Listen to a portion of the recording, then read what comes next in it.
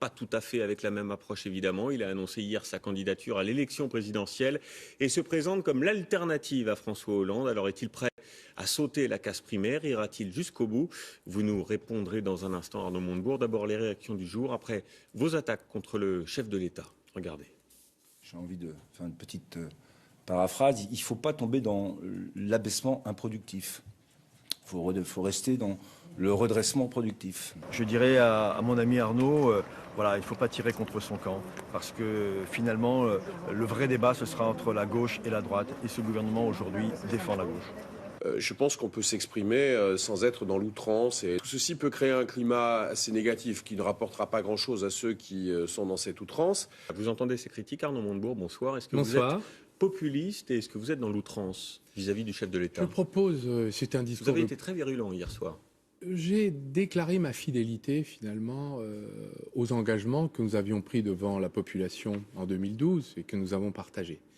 Mais j'ai aussi expliqué que je souhaitais proposer une réinvention de notre pays. Il y a un autre chemin possible. Donc c'était un travail avec les Français et je crois que la proposition que je fais, c'est un discours de proposition que j'ai fait, est un discours qui vise à construire. Alors, on va voir un sujet dans un instant sur vos mesures concrètes, sur l'économie notamment. D'abord, un mot sur le cadre de votre candidature. Serez-vous candidat à cette primaire que vous avez tant défendue il y a encore peu? Je suis d'abord candidat devant les Français parce que l'élection présidentielle, c'est un dialogue direct avec un homme qui propose, ou une femme, et qui propose un chemin. Je propose un chemin. Néanmoins, je suis un des promoteurs de la primaire. J'ai même participé à son invention il y a quelques années. Donc je suis favorable à la primaire. Il suffit qu'elle soit équitable, sérieuse et loyale pour que nous prenions la décision. Nous avons encore le temps pour l'instant. Donc vous serez plutôt candidat dans le cadre Mais de la nous primaire. n'avons pas les en l'état informations. actuel des choses. Je n'ai pas d'informations ni de décision à prendre maintenant puisque nous ne connaissons pas les modalités d'organisation. Alors je vais tourner ma question à l'inverse. Si le cadre ne vous plaît pas, ça veut dire que vous êtes prêt à quitter le Parti socialiste et à vous présenter coûte que coûte contre François Hollande s'il est candidat de cette primaire? Je crois que la situation est suffisamment grave dans le pays que nous ne puissions pas laisser faire les choses et aller. Nous avons besoin de montrer aux Français qu'il y a d'autres solutions pour notre pays que celles qui ont prévalu jusqu'à présent depuis maintenant un certain temps, et assez longtemps d'ailleurs, puisque finalement on a le sentiment que la droite, la gauche, les alternances passent, mais les politiques se ressemblent. Mais vous comprenez pourquoi je vous pose la question? Ma question, c'est est-ce que vous irez jusqu'au bout? Il y a 4 ans, vous avez été candidat à la primaire, vous avez montré aussi un autre chemin. Et puis, finalement, vous êtes rallié à François Hollande et vous êtes devenu son ministre. Est-ce que, ce coup-ci, on peut vous croire? Et la réponse à votre question est oui. Je suis déterminé à défendre des propositions alternatives pour réinventer la France. Nous avons un pays qui a perdu de sa substance, qui est en train de s'affaisser, et nous avons besoin de le reconstruire et de le relancer. Le monde ne nous attend pas, nous avons perdu beaucoup de temps. Les 5 prochaines années seront décisives et si nous ne nous ressaisissons pas, nous pouvons risquer très gros, et y compris une fragmentation de notre pays qui est en train, on voit les tensions monter. Alors, vos mesures, de façon très dure. Vos mesures, justement, et on va en parler de ça aussi. On va s'y arrêter un instant, beaucoup sur le changement institutionnel, un peu aussi sur l'économie et les grands thèmes régaliens, programme crédible et chiffrable.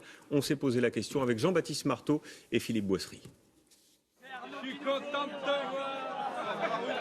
C'est le cœur du projet d'Arnaud Montebourg, laisser filer les déficits pour financer ses promesses.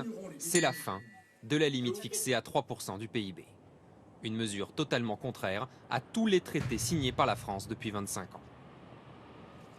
L'ancien ministre de l'économie promet également d'annuler l'ensemble des hausses d'impôts votées depuis 2011, un coût estimé à 50 milliards d'euros.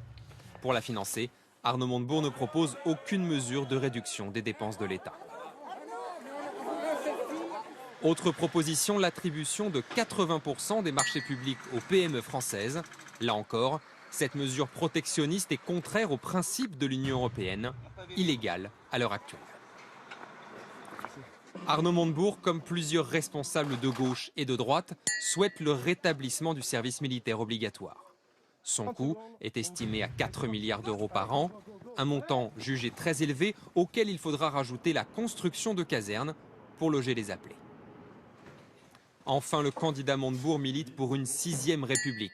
Septennat non renouvelable pour le chef de l'État, entrée de citoyens tirés au sort au Sénat, ou encore réduction du nombre de députés. Principal avantage de ce volet institutionnel, il ne coûte quasiment rien. Alors voilà, on voit beaucoup de dépenses, peu de recettes, c'est un choix aussi. Est-ce que ce soir vous êtes en capacité de nous donner un chiffrage précis de votre programme? D'abord, c'est un programme qui doit être chiffré, qui le sera lorsqu'il sera complet. Je voudrais vous dire que comme dans les entreprises, on s'intéresse parfois à ce qui coûte, mais aussi on doit s'intéresser à ce qui rapporte. Vous avez des comptables qui font attention aux dépenses et des investisseurs qui se disent si je dépense, c'est pour que ça me rapporte. Donc dans ce programme, qu'est-ce qui rapporte dans votre projet? Eh bien, par exemple, la banque d'encouragement au risque. C'est une manière de financer des projets pour les petites entreprises, les start-up, les PME qui aujourd'hui ne sont pas financés par le système financier et bancaire. Cela provoque de l'activité. Donc des rentrées de recettes. Les marchés publics, c'est de l'argent de nos impôts qui vont revenir aux PME. Vous dites que c'est illégal, mais En l'état actuel des choses, selon le texte de Bruxelles, c'est illégal. Les textes, toujours. Mais pour moi, la question avec l'Union européenne doit être traitée politiquement. Nous ne sommes pas les gérants d'une succursale appliquant des règles de droit décidées par des juristes à Bruxelles. Nous avons maintenant à reprendre notre destin en main. Et en effet, il y aura une confrontation avec l'Union européenne. L'assurance vie investie dans les PME, c'est du capital, donc de l'argent investi dans les entreprises. Ça ne coûte rien. Je pourrais continuer comme ça, former les chômeurs. Donc on ne va pas creuser les déficits avec de toute façon, je vais vous dire, Arnaud Montebourg comme président de la Non, République. je vais vous dire, vous avez aujourd'hui 82 économistes qui proposent une relance de 40 milliards d'euros. Moi, je propose d'annuler pour les classes moyennes et classes populaires, ça n'était pas tout à fait exprimé ainsi, toutes les hausses d'impôts qui les ont frappées injustement. D'abord parce qu'elles y ont perdu du pouvoir d'achat et qu'on a fait payer aux classes moyennes et classes populaires le prix de la crise, alors qu'elles n'ont aucune responsabilité dans celle-ci. Donc nous en financerons une partie par l'évasion fiscale, c'est justice là aussi. Donc il y aura un chiffrage précis. Bien entendu. Et l'autre partie, c'est tout ce qui rapporte. Oui. Je voudrais qu'on dise un dernier mot, si vous le voulez bien, sur les crispations identitaires qu'on observe en ce moment dans le pays, le débat sur l'islam, cette polémique du Burkini. On ne vous a pas entendu sur ces sujets-là. Quel est votre point de vue? Est-ce que vous pensez, comme Jean-Pierre Chevènement, dont vous vous êtes vraisemblablement beaucoup inspiré, enfin vous le revendiquez régulièrement, que les musulmans de France doivent être discrets, faire preuve de discrétion? Je crois que nous avons 3 sujets dans la campagne présidentielle et pour les années à venir qui sont fondamentaux. Point de vue, Arnaud Montebourg, je vais vous le donner. sur cette question. 3 sujets. Il y a un front qui est fondamental, c'est le terrorisme. Donc tout ce qui peut diviser les Français est de nature à nous affaiblir.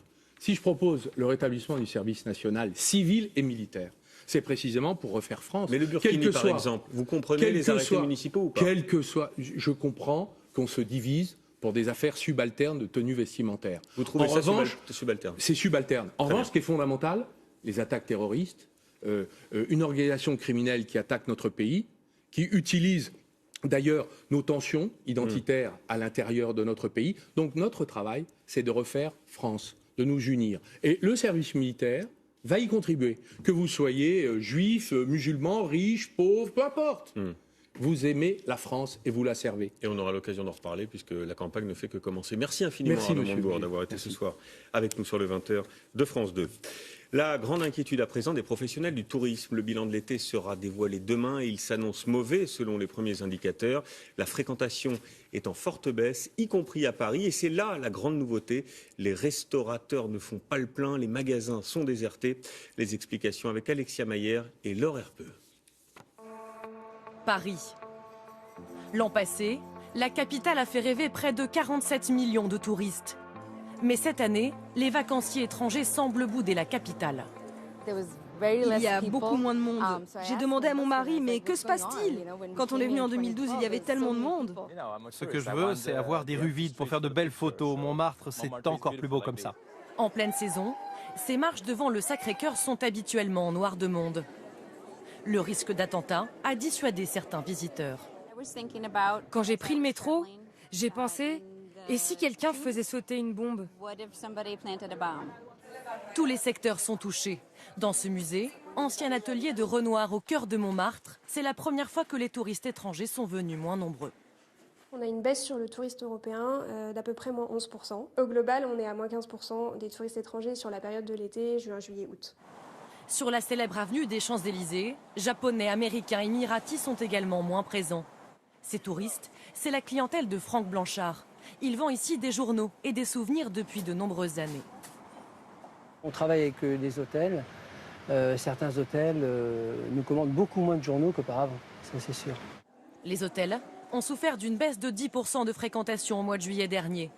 Et ce sont les établissements de luxe qui enregistrent la plus forte baisse. Alors c'est une baisse des réservations d'une part et puis aussi d'autre part des annulations qui se sont produites bien sûr après le tragique événement du 14 juillet. Mais les attentats ne sont pas la seule cause. Le Brexit et les grèves à répétition ont également eu un impact sur le tourisme cet été.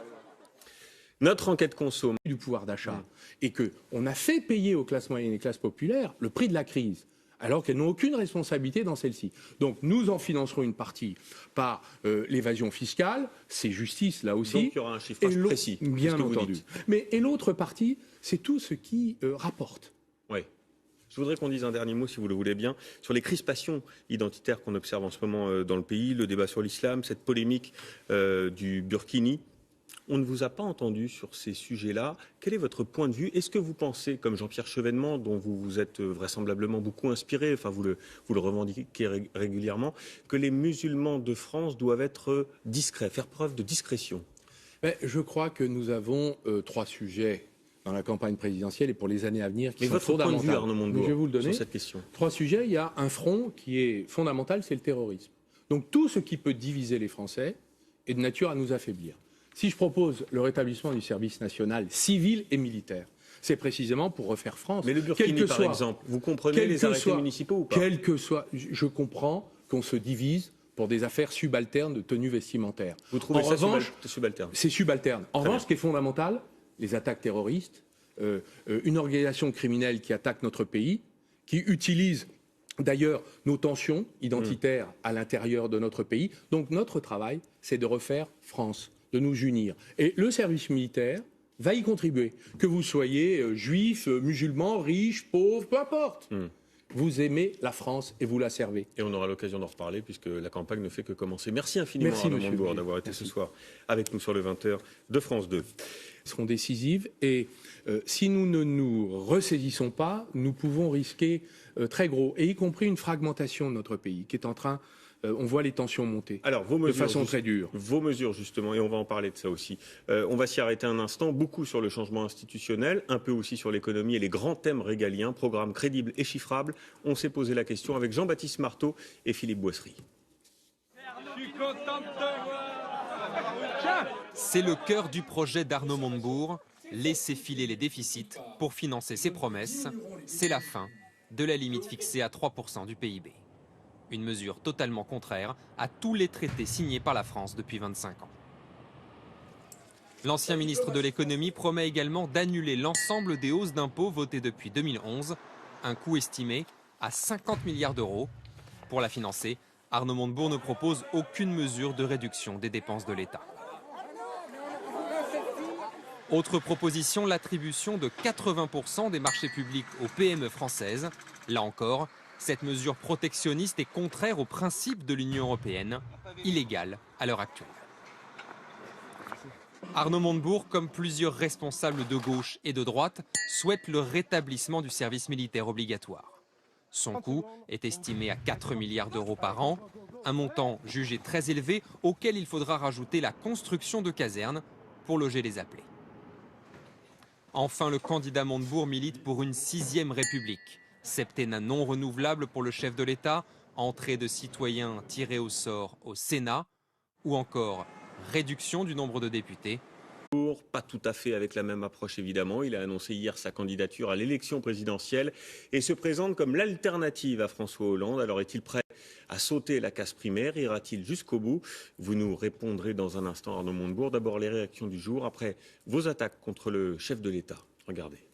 J'ai envie de faire une petite paraphrase. Il ne faut pas tomber dans l'abaissement improductif. Il faut rester dans le redressement productif. Je dirais à mon ami Arnaud, voilà, il ne faut pas tirer contre son camp, parce que finalement, le vrai débat, ce sera entre la gauche et la droite, et ce gouvernement aujourd'hui défend la gauche. Je pense qu'on peut s'exprimer sans être dans l'outrance. Et tout ceci peut créer un climat assez négatif qui ne rapportera pas grand-chose à ceux qui sont dans cette outrance. Vous entendez ces critiques, Arnaud Montebourg, bonsoir. Est-ce que vous êtes populiste et est-ce que vous êtes dans l'outrance vis-à-vis du chef de l'État? Je propose, c'est un discours... Vous avez été très virulent hier soir. J'ai déclaré ma fidélité finalement aux engagements que nous avions pris devant la population en 2012 et que nous avons partagés.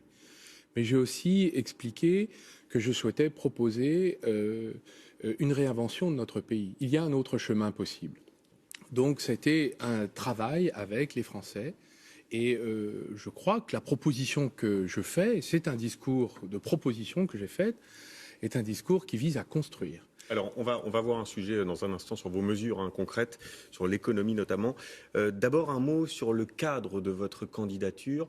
Serez-vous candidat à cette primaire que vous avez tant défendue il y a encore peu? Je suis d'abord candidat devant les Français parce que l'élection présidentielle, c'est un dialogue direct avec un homme qui propose, ou une femme, et qui propose un chemin. Je propose un chemin. Néanmoins, je suis un des promoteurs de la primaire. J'ai même participé à son invention il y a quelques années. Donc je suis favorable à la primaire. Il suffit qu'elle soit équitable, sérieuse et loyale pour que nous prenions la décision. Nous avons encore le temps pour l'instant. Donc vous serez plutôt candidat dans le cadre de la primaire. Mais nous n'avons pas les informations. En l'état actuel des choses. Je n'ai pas d'informations ni de décision à prendre maintenant puisque nous ne connaissons pas les modalités d'organisation. Alors je vais tourner ma question à l'inverse. Si le cadre ne vous plaît pas, ça veut dire que vous êtes prêt à quitter le Parti socialiste et à vous présenter coûte que coûte contre François Hollande s'il est candidat de cette primaire? Je crois que la situation est suffisamment grave dans le pays que nous ne puissions pas laisser faire les choses et aller. Nous avons besoin de montrer aux Français qu'il y a d'autres solutions pour notre pays que celles qui ont prévalu jusqu'à présent depuis maintenant un certain temps, et assez longtemps d'ailleurs, puisque finalement on a le sentiment que la droite, la gauche, les alternances passent, mais les politiques se ressemblent. Mais vous comprenez pourquoi je vous pose la question? Ma question, c'est est-ce que vous irez jusqu'au bout? Il y a 4 ans, vous avez été candidat à la primaire, vous avez montré aussi un autre chemin. Et puis, finalement, vous êtes rallié à François Hollande et vous êtes devenu son ministre. Est-ce que, ce coup-ci, on peut vous croire? Et la réponse à votre question est oui. Je suis déterminé à défendre des propositions alternatives pour réinventer la France. Nous avons un pays qui a perdu de sa substance, qui est en train de s'affaisser, et nous avons besoin de le reconstruire et de le relancer. Le monde ne nous attend pas, nous avons perdu beaucoup de temps. Les 5 prochaines années... Principal avantage de ce volet institutionnel, il ne coûte quasiment rien. Alors voilà, on voit beaucoup de dépenses, peu de recettes, c'est un choix aussi. Est-ce que ce soir vous êtes en capacité de nous donner un chiffrage précis de votre programme? D'abord, c'est un programme qui doit être chiffré, qui le sera lorsqu'il sera complet. Je voudrais vous dire que comme dans les entreprises, on s'intéresse parfois à ce qui coûte, mais aussi on doit s'intéresser à ce qui rapporte. Vous avez des comptables qui font attention aux dépenses et des investisseurs qui se disent si je dépense, c'est pour que ça me rapporte. Donc dans ce programme... Qu'est-ce qui rapporte dans votre projet? Eh bien, par exemple, la banque d'encouragement au risque. C'est une manière de financer des projets pour les petites entreprises, les start-up, les PME, qui aujourd'hui ne sont pas financées par le système financier et bancaire. Cela provoque de l'activité. Donc des rentrées de recettes. Les marchés publics, c'est de l'argent de nos impôts qui vont revenir aux PME. Vous dites que c'est illégal, mais nous avons... l'état actuel des choses, selon le texte de Bruxelles, c'est illégal. Les textes, toujours. Mais pour moi, la question avec l'Union européenne doit être traitée politiquement. Nous ne sommes pas les gérants d'une succursale appliquant des règles de droit décidées par des juristes à Bruxelles. Nous avons maintenant à reprendre notre destin en main. Et en effet, il y aura une confrontation avec l'Union européenne. L'assurance vie investie dans les PME, c'est du capital, donc de l'argent investi dans les entreprises. Ça ne coûte rien. Je pourrais continuer comme ça, former les chômeurs. Donc on ne va pas creuser les déficits avec de toute façon, je vais vous dire, Arnaud Montebourg comme président de la République. Je vais vous dire, vous avez aujourd'hui 82 économistes qui proposent une relance de 40 milliards d'euros. Moi, je propose d'annuler pour les classes moyennes et classes populaires, ça n'était pas tout à fait exprimé ainsi, toutes les hausses d'impôts qui les ont frappées injustement. D'abord parce qu'elles y ont perdu